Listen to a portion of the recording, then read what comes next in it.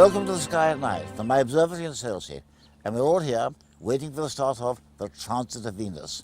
There's a whole party of us, all feeling very excited. The conditions are perfect, and I think we're going to have a good view. And we're about to see something that no one now living has ever seen. So let's hope the skies stay clear. One of the things that's changed most since the last transit was observed in 1882 is the sheer variety of equipment we've got to look at it.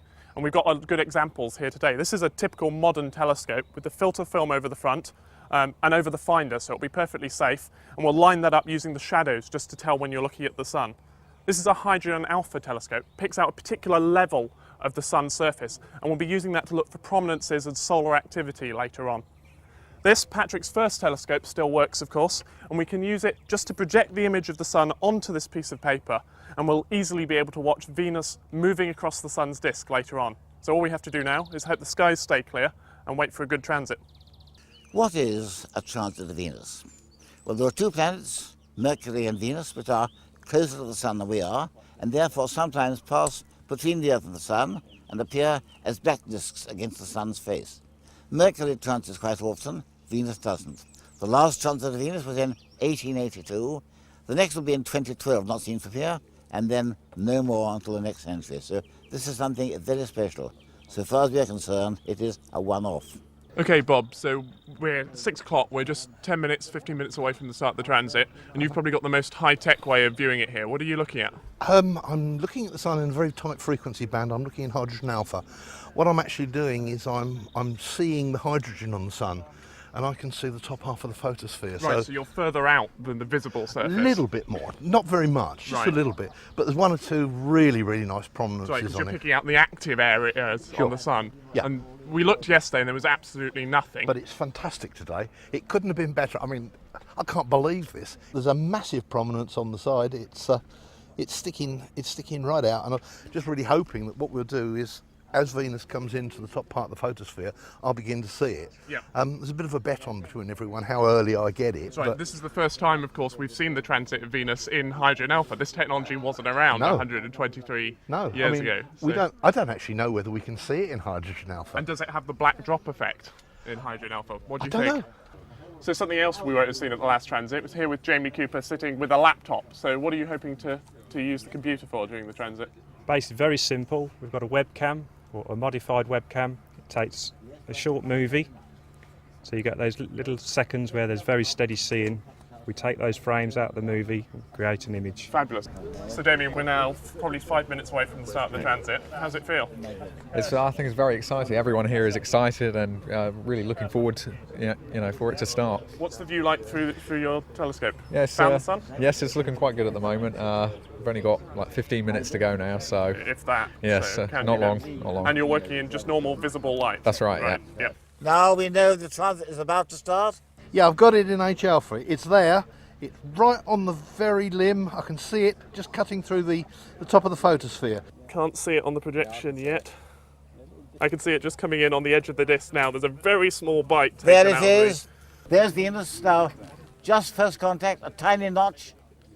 Venus now passing onto the disk of the sun for the first time since 1882. And it's like the world's smallest eclipse. Just a cut, first contact. And when we come to second contact, which will be in, I think, in about 10 minutes, Yeah, it's moving rather quickly. then we'll It's see faster than I expected. possibly see the backdrop. That's right.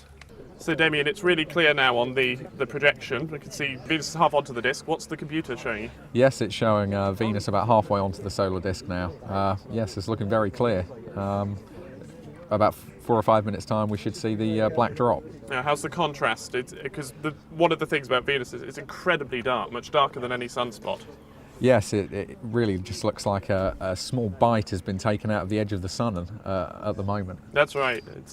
You certainly couldn't confuse it, and it's much larger than any sunspot. Oh, group, absolutely, of course. yes, It's incredibly obvious. Venus now seems to be almost completely on the disk. What's it look like with the naked eye? I can see it quite clearly, and there's no mistaking it now. And even after 47 years of the Sky Night, it's something we've never seen before, and like nothing we've seen before. And we won't see again from here, after all.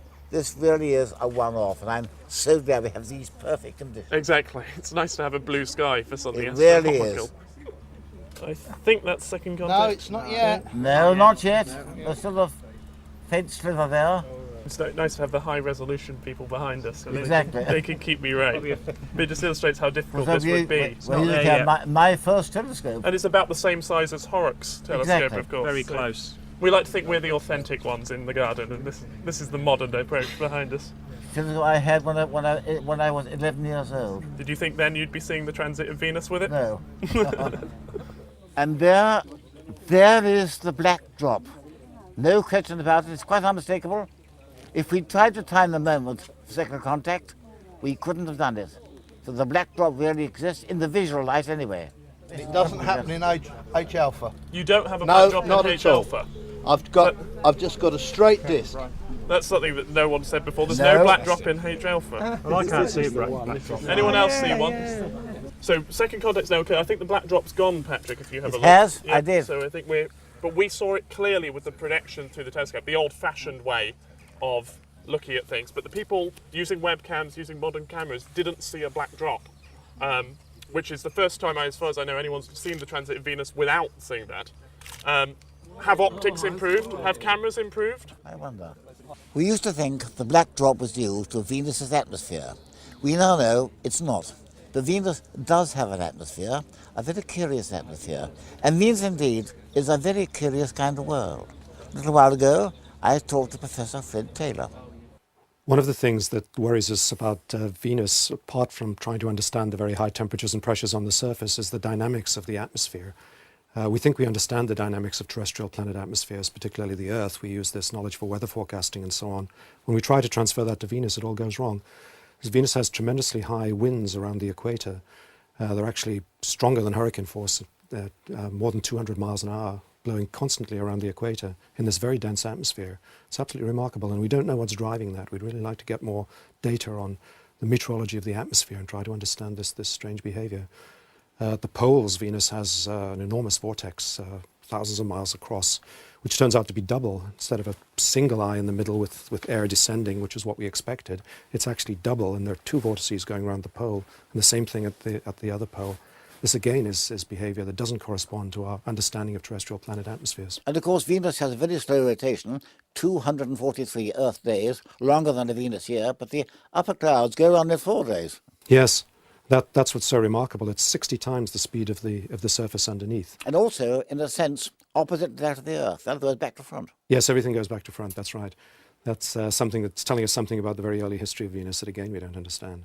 One of the things that we would also like to get much more about is an understanding of volcanoes on Venus, because with the Magellan data we can see these enormous volcanoes on the surface. We can see runs of lava that are hundreds of miles long. So Venus is obviously a very volcanic place. But what we don't know is how to date that volcanism. Is it an ancient effect that we're seeing remnants of, or is it happening now? And I think that the bizarre state of the atmosphere is telling us that it's probably happening now, but we don't know for sure. What about the changing amount of sulfur dioxide in the atmosphere? Yes, that too. The Pioneer Venus spacecraft observed for 10 years, and during that time the amount of SO2 in the upper atmosphere changed by a factor of 10. That's indicative. And that sounds like volcanoes erupting and then slowing down a bit and presumably erupting again. What we need to do is look at the behavior of those gases in the lower atmosphere, which we've never seen before, which we'll get from the Venus Express mission that's coming up next year.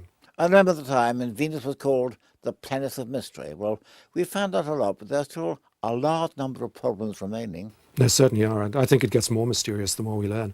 There have been nearly 30 spacecraft missions to Venus, and there have been telescopic observations since the discovery of the Ashen Light in 1643. We still we've acquired a massive amount of data, but we still don't really understand how the planet's behaving. And as I said, that's actually quite worrying, because it is the most Earth-like planet. I think one thing is quite definite.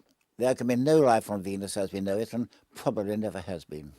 No, I think that must be right. It is possible, perhaps, to imagine ecological niches in the clouds and so on, but I think that's rather far-fetched. I remember giving a talk in London, around about 1960, and I said then that as a prospective colony, Venus might be more promising than Mars. How wrong I was. Yes, indeed, but it really did look that way. It It did should have been indeed. better than it is. I wish we understood why. So Ninian, we're at 7 o'clock, we're almost an hour into the transit, and you're observing in H alpha. That's right. So could you explain what that is for us? A hydrogen alpha filter shows you a very, very, very narrow part of the visible spectrum, such that you actually see most of the hydrogen in the solar disk. Okay. In actual fact, you're seeing the chromosphere of the sun, Right. which, if you imagine the sun like an onion, it's the next layer out. So how from much the further out photosphere. is that above the It's about photosphere? 3,000 or 4,000 kilometres out. Right, which is why we saw the transit first in hydrogen yeah, alpha. Yeah. Here I've been trying to video it. Great. I'm using See a the very camera here. a special double stack filter, which is even narrower wave band. Right, okay. So I'm. So you're really selecting one level of the sun's Absolutely, atmosphere, yeah, and sub-8 that's the level. level where all the activity is. Exactly, and hopefully when I actually start to analyse the video, we'll see whether we really did get a black drop effect. Right, we've been talking about that, H-alpha. and it's still not Exactly, clear. Yeah. I saw it in white light, but I Okay. couldn't see it in H-alpha. So apart from the filters, the telescopes are perfectly normal refractors. An ordinary, everyday, well, good quality refractor. Yeah, that's Excellent. right. Yeah. Good. Yeah. Tell us about this telescope. Am I allowed to call it the low-tech way of You looking can at if things? you like, yes, it won't mind. This is my childhood instrument, really. It's a Newtonian reflector which me and my dad made out of a kit, and it's cost almost nothing, but it does work, as you can see. It's a and beautifully sharp image, actually. I like this is- the coat hanger attachment. I think that's I was excellent. very pleased with that. That was a last-minute modification. I think it was invented by Messrs. Heath and Robinson. But it works, which is great. Yes, and you get a very clear image of Venus, which looks very black. Yeah, doesn't it's it? very, And very, sharply very dark. defined. So And- different from a sunspot. So were you using this for the ingress, the beginning, or were you? No, I was looking through the H-alpha. I was intrigued to know what would happen in And what did H-alpha. happen? Well, I think it did make contact a little early. I'm not quite sure how much because I didn't take the precise Noises were measurements. coming from behind us before we could see it. Yes, certainly. I think I screamed first, probably. This is only the sixth transit of Venus to have been observed, the first being way back in 1639 by Jeremiah Horrocks. Earlier on, I talked to Dr. Alan Chapman of Oxford. In fact, the first person to predict that a transit was going to happen was Johannes Kepler in 1627. He knew there was going to be one in 1631, but he didn't think there'd be another until 1761. And the man who realised there would be was an English amateur named Jeremiah Horrocks, working in rural Lancashire at a place called Much Hoole. And he, in early October 1639, calculated from a mixture of the analysis of astronomical tables and from his own observations that on the 24th of November 1639, Venus would pass across the Sun's surface. One thing I think important here, after all, a transit of Venus is interesting, but it was once regarded as very important. I think the first man who realised that was Edmund Halley.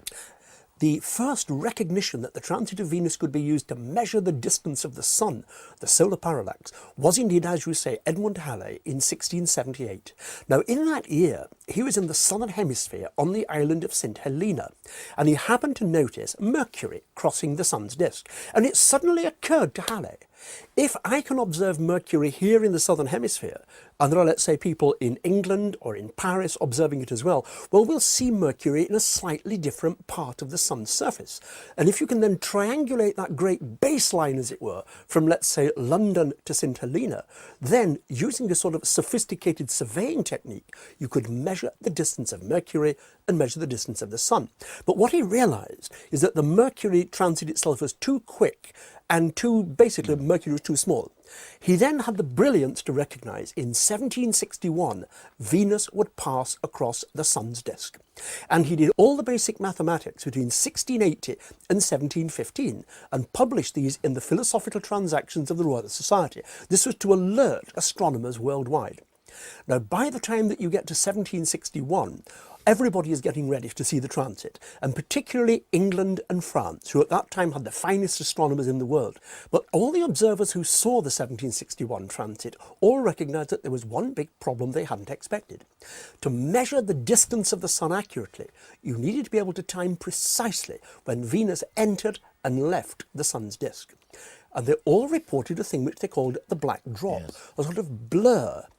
Now, by the time that you got to the 1769 transit, observers were getting a bit ready to how to deal with this problem of the blur. And it was here that the British decided to send Lieutenant James Cook, he wasn't at this stage yet commissioned captain, to the island of Tahiti, or it was then called Otaheite. And there, right round the opposite side of the world, he would have this tremendous baseline from European African and Indian locations to get the best observation of the transit of 1769. And of course he succeeded in getting that observation, and that was the beginning of Captain Cook's tremendous career. Now from those two transits, it was possible for astronomers to work out the distance of the Sun to pretty closely what we have today, about 92 million miles. And you may say, why was this so important? Well, don't forget, of course, Isaac Newton had produced a tremendous revolution in physics, and Newton had made it possible, if you knew certain fixed distances in astronomy, to calculate proportionately other distances.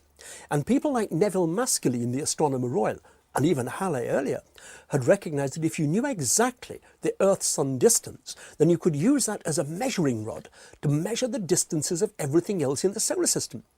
And if you could then measure their distances, you could calculate their masses.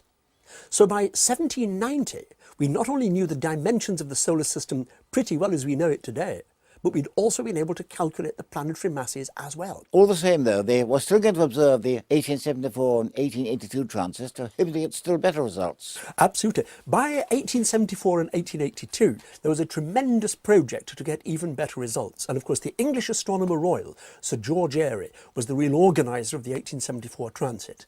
And although, yes, there were expeditions sent to Hawaii and Kerloegen's Island, which was an uninhabited island virtually on the outskirts of Antarctica, we have to bear in mind, though, that the world had changed by 1874. You didn't need as many expeditions, because by that time there were observatories in California, observatories in South America, observatories in Japan and China and Australasia. Also, too, by 1874, two other things have come in. The world has come to be already connected by electric telegraph and steamship. And so by 1874, you can get your West Coast American observations telegraphed across to Europe in the same day. Venus is now very near the edge of the Sun. The transit is nearly over, so we're seeing the last stages of a very, very rare phenomenon. I still feel excited, you know, because I'm seeing something here that I will never see again, and most people won't see in their lives probably. So it's really a very exciting moment. Not spectacular, but absolutely fascinating.